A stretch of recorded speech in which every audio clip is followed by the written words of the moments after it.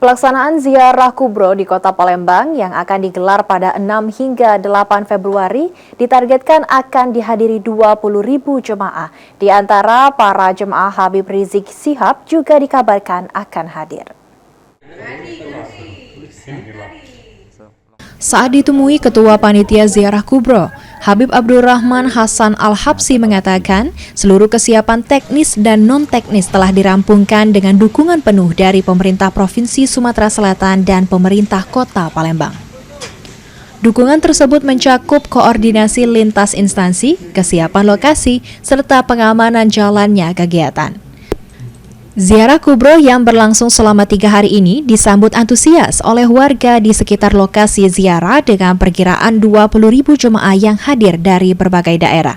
Pada 7 Februari, ziarah kubro akan dihadiri oleh Habib Rizik Syihab. Itu dari luar negeri, ada dari Yaman, sudah konfirmasi, dari mungkin juga dari Saudi ada. Kemudian juga untuk para ulama dari luar Palembang atau dari Jawa Timur sudah konfirmasi beberapa mereka yang siap untuk hadir di acara ini.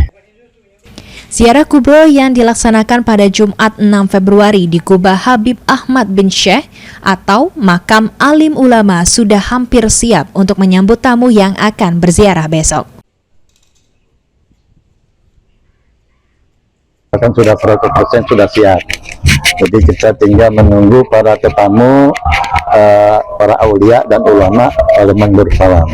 Makamnya diantaranya yang mewakafkan jubah Ahmad bin Syekh ini Al-Habib Ahmad bin Syekh, dan ada beberapa ongkonan seperti Al-Busawa, Al-Kab, yang di ujung sana ada Al-Bar. Banyak di sini para habaib yang dimakamkan di jubah Ahmad bin Syekh.